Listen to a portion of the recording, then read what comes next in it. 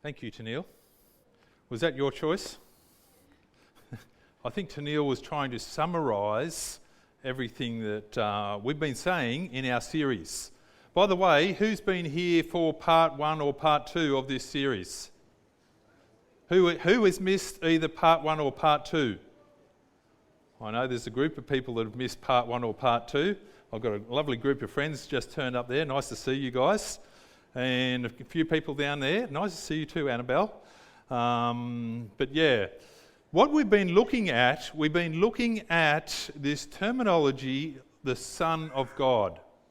What does it mean? What does it mean to me? How do I understand when I read in the Bible the Son of God?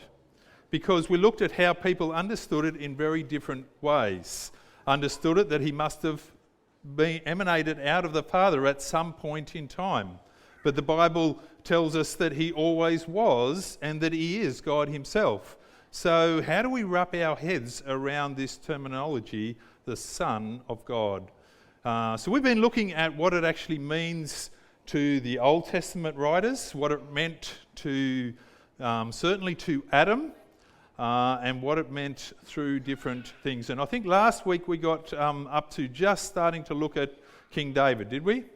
Not last week, the week before. Missa was last week. So so this week we're going to continue on in that journey and trying to look at the Son of God and what it means and what it should mean for you and I today. Because 1 John, what Lindy just read to us, tells us that John wrote these things in his epistle so that we would believe in the name of the Son of God.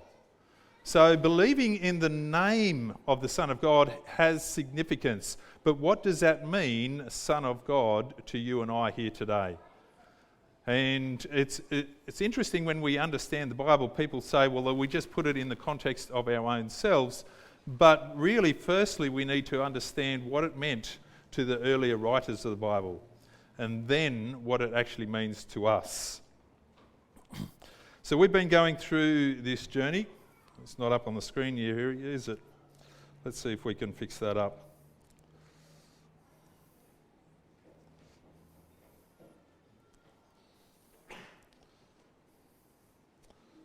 Okay. You don't have to see that, I can see that. But we'll have a look. But what we've been looking at is this succession of sons of God. We found that Adam was the very first person on this earth to be called the Son of God. Luke tells us, certainly in the genealogy, that Adam was the Son of God. And we see from that video too that Adam had a role to play as the Son of God. He was to resist the devil and to grow the Garden of Eden until he expelled the devil out of the garden. But sadly, he didn't stay true to who he was as a son of God, and he lost faith in what God had said. So God then says to Adam, you're going to have a seed. You're going to have a seed that will take up the battle for you. And this seed, we find later on, will be another son of God, will be like a second Adam. We find when Abraham come along that Abraham was asked to leave his territory, leave Ur of the Chaldeans, which is the area of Babylon, to leave Babylon and go, and God would make him a great nation. And all kingdoms on this earth will be blessed through his seed. So here again, Abraham was promised a son, just like Adam was promised a son. And we find that later on, Abraham believed so strongly in that promise because of Isaac. And who did he call Isaac?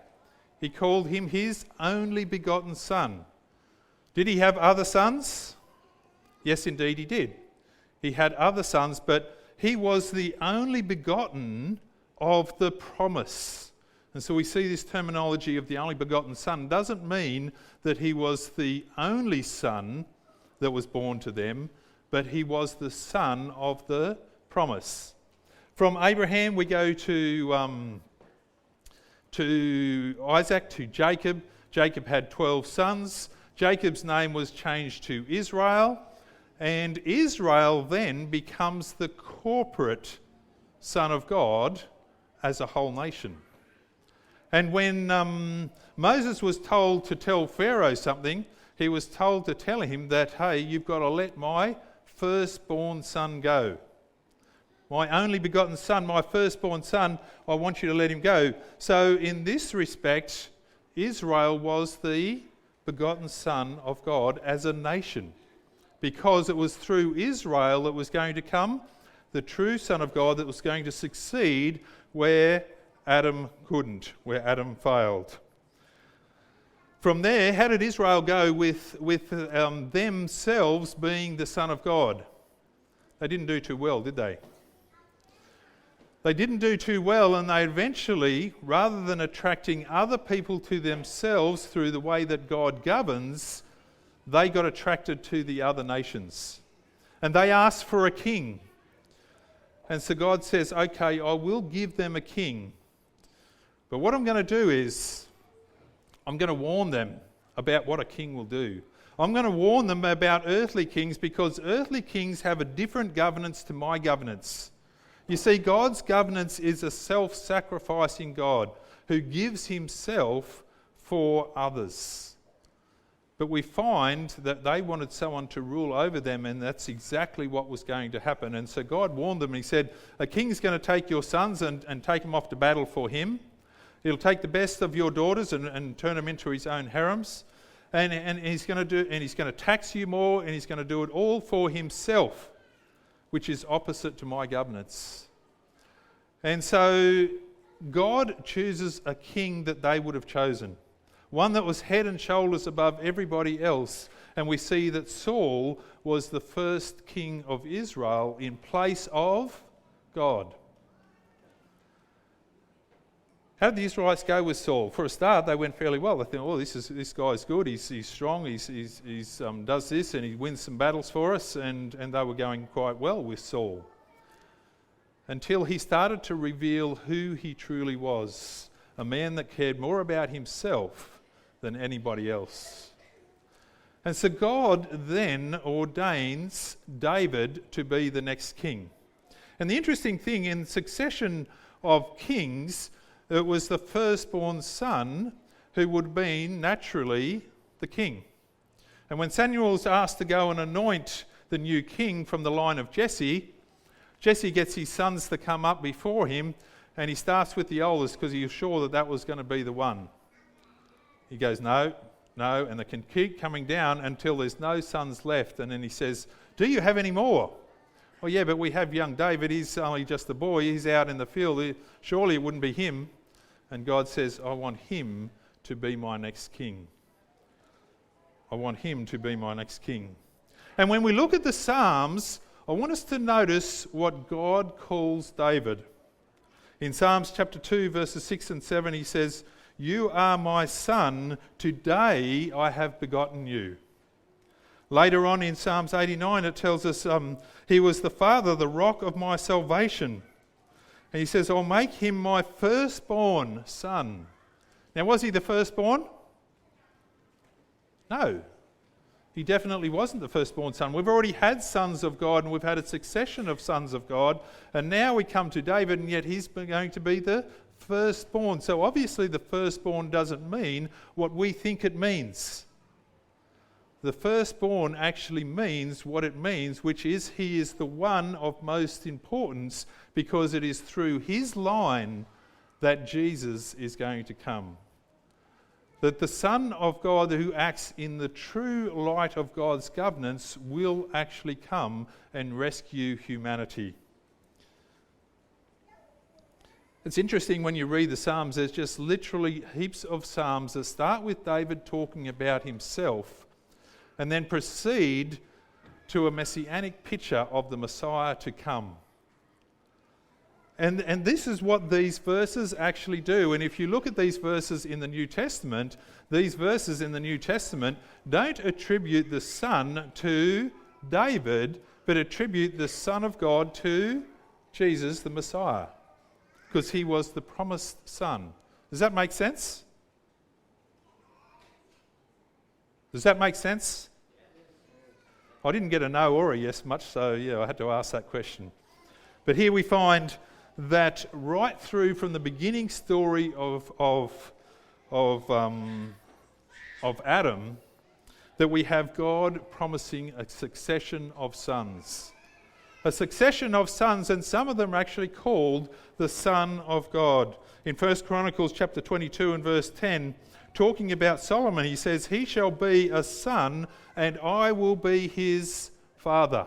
So here we find Solomon is the next person in the Old Testament to be called the Son of God. The Son of God.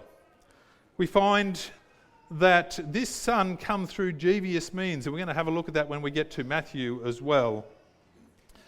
But we find that David, when he was living in his great palace, he was thinking to himself, I don't feel real good about this. I don't feel real good about living in this palace when I haven't built a place for the Ark of the Covenant, or I haven't built a place for God's presence. And so he goes to the prophet and he says, hey, listen, I want to build a house for God. And Nathan the prophet says, yeah, that's a great idea. Go ahead and do it. But then God came and said to the prophet, go and tell David that's not what I want him to do. I'm going to get his next son to do that. Solomon was to fulfill that role. Why? Because David had too much blood on his hands. Now that doesn't make sense to us sometimes. But if we look into it, we look into God's governance and man's governance. How does God govern? He governs not by war, but by self-sacrifice. He governs by giving of himself to attract people to himself, to save humanity, to restore covenantal faithfulness in us. And so David had brought about peace through war, but Solomon was to bring about a new period of peace, not through war, just through what was done in his time. So Solomon was classed as the next king of God. And he was to build the temple, and his kingdom would be a kingdom of peace, representing God's ultimate kingdom of peace, representing that Jesus is the one who brings true peace. And I know in my life, throughout the period of my life when I've sort of struggled without God, and when I got a realisation of, hey, I am only who I am through God. I am only saved through what he has done for me. And when I come to that realisation, I tell you what, it was like a burden lifted off my shoulders, and I found true peace. And I have never been more at peace when I have God in my life than when I don't have him in my life. Because his governance is a governance of peace. His governance is that. And that's why David couldn't build the temple, but Solomon had to build it. The second in that line who was classed the Son of God. And both those gentlemen, it was told that their kingdoms would last forever. Their kingdoms would last forever. Tell me, how are they still in rulership today? No. How did their kingdoms last forever? Because it was built on the promise of the true Son coming. The true Son coming. So Solomon was just another in the line of the ultimate that points to the true King of peace, Jesus Christ. And it was his kingdom that was going to be established for forever. Adam, the Son of God, failed in his sonship role, so a new son was needed. A new son was needed. You know, God gave Adam dominion. When God gave Adam dominion, he's not an Indian giver. So when Adam gave his dominion to the devil, God couldn't just take that straight back and give it straight back to him. Because he gave it to Adam, so Adam chose to give it to the devil. The only way that God could win back that dominion was to come as another son of God. in human flesh. So we find Jesus had to come, but he had to come in human flesh to be the true Son of God, the one who was truly in God's image, the one who was going to win back that dominion that we lost and restore us back to true sonship, to true sons of God. And we're going to look at that further in our next session. So we have Adam, the son of God, gives way to Abraham, Abraham to Isaac, Isaac to Jacob, Jacob to Israel, Israel to David, David to Solomon, Solomon to the promised Son of God, who will succeed where Adam failed, and who will succeed where the other sons of God have actually failed. Sadly, all transgressed the covenant, leaving only one human being who will be the true Son of God. You know, what does all this show us? To me, it shows us that God is a relational God. God is one who wants to come down and work with humanity despite humanity's weakness. God is one who works through us to redeem us, through our brokenness, to restore us back to the original sons of God. What's involved in God's covenant? This very first covenant, right through from the beginning, he's making covenants with Adam, with Abraham, with Isaac, with Jacob, with the Israelites. And it was always the same covenant that the Son of Man would come. The Son of Man who was going to be the true Son of God. What's that covenant all about? If we look at Hosea 6 and verse 7, it says, "For I desire steadfast love, not sacrifice." You know, we looked at those sacrifices, and sometimes people look at that and say, how can God be happy with that? But the Bible tells us that he was not happy with that. He was not happy with sacrifices, but he needed those to show us the enormity of the sin problem. And so he says, I desire steadfast love and not sacrifice, the knowledge of God rather than burnt offerings. But like Adam, they transgressed the covenant and they dealt faithlessly with me. Isn't it interesting what their sin is actually faithfulness. That's what their sin is, faithlessness. You know, when we have true faith in who God is, when we have true faith in what he has done for us, it will change and reorder our lives. But that's what's needed first. That's what's needed first. So he says here in Hosea that it requires steadfast love. In Isaiah it says, though the mountains be shaken and the hills be removed, yet my unfailing love for you will not be shaken. My covenant of peace be removed, says the Lord, who has compassion on you. So God has steadfast love for us. He has unfailing love for us. And Isaiah 55 verse 3 says that God has faithful love that was promised to David. Faithful love that was promised to David. You know, when we look at the story of Scripture, we find the story of Scripture is that God continues to live in covenantal faith with us, despite who we are, restoring covenantal love in us, so that we can become the true sons of God, which he lived out when he was on this earth. I want to have a look. We've been having a look at the Old Testament and how the Old Testament saw different people as the sons of God, showing that the line of the true Son of God would come through those sons of God. But I want us to open our Bibles now to Matthew. And I want us to look at Matthew, and I want us to look at this genealogy in a different light. By the way, who loves genealogies? Oh, there's some people here that love genealogies. I was going to say, how do you go reading through the first 9 chapters of Chronicles? This one, we got this one, we got this one, we got this one. That's fine, Justin. She loves it. She loves it. You know, she comes from a culture where family is everything, so it means a lot to her, and I love that too.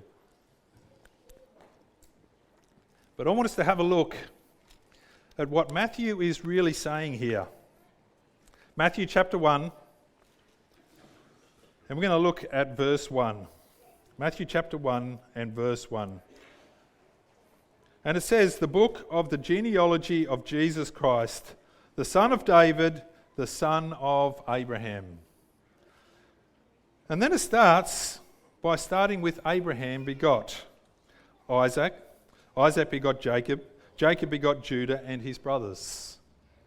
So here we find that it starts with the genealogy of Jesus Christ, the son of David, the son of Abraham. Why these two guys? Why were these two guys actually pulled out of this list and put at the very top?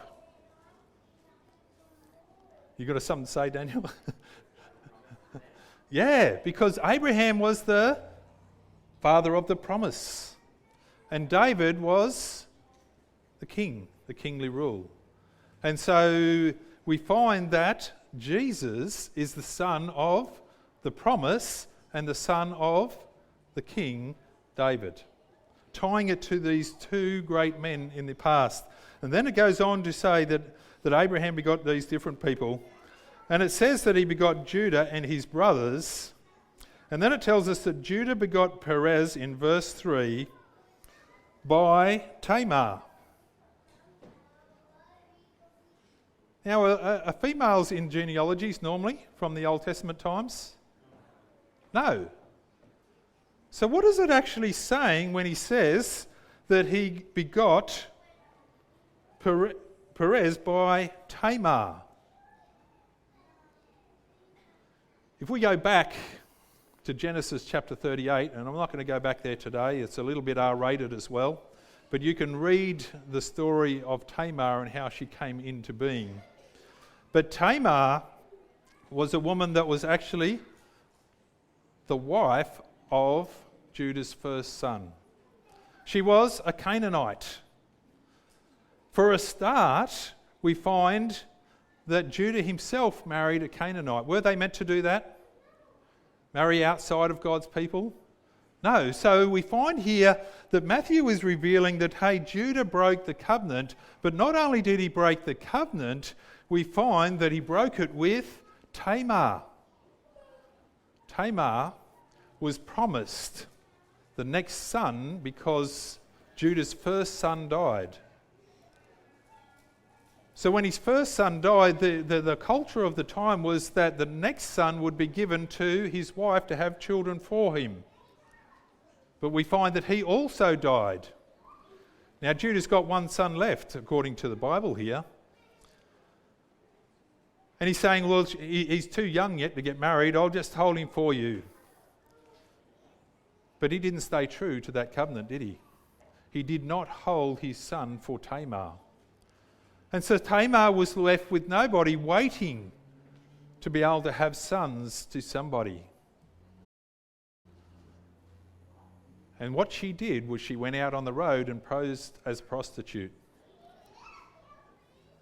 We find Judah had lost his wife, so Judah comes along, and very weak Judah takes her, sleeps with her. And then 3 months later, to shorten the story, he finds out that Tamar's pregnant by prostitution. And he says, man, let's put her to death. And then he finds out that he's the father. Wow. Wow. I believe Matthew puts Tamar into the picture to help us to realise that, hey, we've got these sons of God in this line that are supposed to stay true to the covenant that they made with God, who didn't stay too true. Now I want to ask you a question. I'm going to use you, Ken, because you've been away for a while. I hope you don't mind. Ken's a good mate of mine. He'll cope with this. But I know that he's got a shed at the back of his house, and I think that he might be moving back into his house, and maybe the shed might be available. So I'm going to make a contract with Ken, and I'm going to say, hey, Ken, I will pay you $200 a week for your shed. Are you going to agree to that? Yes. He is. That's a good deal, isn't it? It's not a bad shed, by the way. It's got a loft in it and everything. Not sure that I'm allowed to take your area, Esther. Maybe not. But anyway, we made a contract with each other. We commit to that.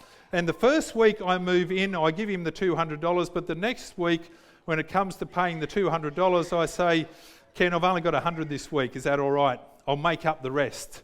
And Ken goes, yeah, okay, that's okay. You make up the rest. And then the next week I say, look, I really don't have it either this week. I went down to the pokies and I wanted to make up the money and I lost that too. And please understand, Ken. And now, has Ken got the right to pull out of the contract? He has. But because he's a nice guy, he goes, I'll give you another chance. The weeks go past, the months go past, and I start to go into their house and say, Esther, I just need some food. And I start raiding their fridge as well. How are you going to go, Ken? Are you going to break your covenant with me, or are you going to allow me to stay there?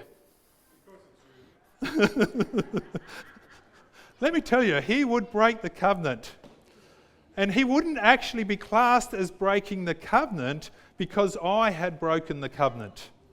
If someone breaks the covenant, it then lets the other person off from keeping their covenant, because part of my covenant was to give him that money each week. And when that didn't come, then he has right to break the covenant. So we find here right through the succession of sons and daughters that Matthew is recording here. We have Boaz, that had children by Rahab, who was a prostitute. We have then King David. How's this? Let's read verse 6. And Jesse begot David the king. David the king begot Solomon by her who had been the wife of Uriah. Who'd been the wife of Uriah the Hittite. Wow. This is the line of the sons of God. How many times do you and I break the covenant with God? How many times does he say, I'm still going to hold on to what I have promised? And what we find here is that we continue to go right through this list of covenant breakers while God stays true to his covenant. Wow. Is that good news? That is good news. And notice the interesting thing as we come down to verse 16. And Jacob begot Joseph, the husband of Mary, who was born Jesus, who is called the Christ. So we find that who's the son of Christ? We find Joseph is the son of Christ. Do you agree? Is that what the passage tells us? Joseph is the son of Christ? Sorry, Christ is the son of Joseph? Thank you. But notice what it says after that. In verse 18, now the birth of Jesus is as follows. After his mother Mary was betrothed to Joseph, before they came together, she was found to be with child by the Holy Spirit.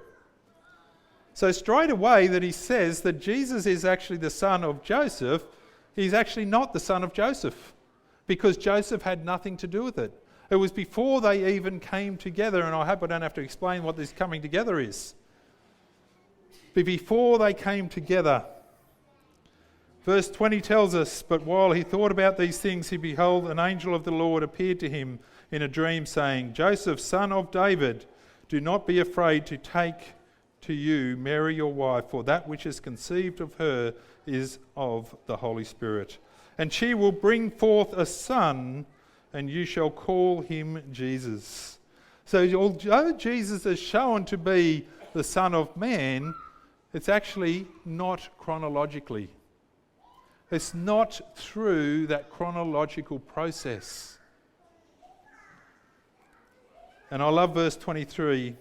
Quoting from Isaiah, it says, behold, a virgin shall be with child and bear a son. So she's saying that Mary had not been with anyone either. She was a virgin. But she shall bear a son, and they shall call him Emmanuel, which is translated, God with us. this Son of Man, this Son of God, was actually God with us. So we see this succession through here, that although God is called the Son, he's not actually the Son in a chronological sense. It's in a relational sense. He came down to be human with us, through us, to be the true Son of God. One who was to reflect the true image of God that Adam was to do in the very first place, as the Son of God.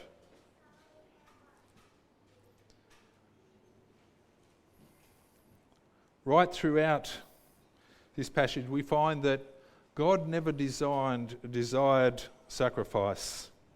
He desired steadfast love, unfailing love, his covenant love, of living for others above and beyond himself. That is what true sons and daughters of God are meant to be. People that live for others above and beyond their self. You know, when we are celebrating the communion today, the communion is actually a celebration of the fact that God was true to his promise. God was true to his promise despite the earlier sons of God failing all the time. Despite them breaking the covenant, God still stays true to his covenant. And let me tell you, if you feel that you've gone too far from God today, that is not the case. That is not the case. Because of his steadfast love, because of his unfailing love, because of his faithful love. The communion service celebrates that. Celebrates his covenantal faithfulness to God above and beyond our lack of covenantal faithfulness. Through this faithfulness, he becomes the bridge to us being restored to sons and daughters of God. We're going to find the New Testament writers reveal that this Son of God that came through this line of sons of God was the true Son of God that could restore you to being the true sons and daughters of God. This is what this communion celebrates today, that we are his true sons and daughters. It's the bridge that takes us back. And I don't know if you've noticed or not, I haven't said it beforehand, in each of these series we've looked at different bridges. And the reason why we've done that is to show that Jesus is that bridge, to restore that dominion that Adam lost, to restore us back to true sons and daughters of God. You know, 2 weeks ago we made a commitment. Who can tell me what it was? That the theme for this year was going to be that we were going to be more what? To be more committed to be the hands and feet of Jesus. To act how a true son and daughter of God would act. When we do that, people will be attracted to us. What was our theme song? Do you remember? Yeah, thank you, Ken. Now, Ken wasn't here, but I sent that song to him. But I'm going to ask Dan and his friends to play that now as we prepare to celebrate what God has done for us through Jesus. Thanks, guys.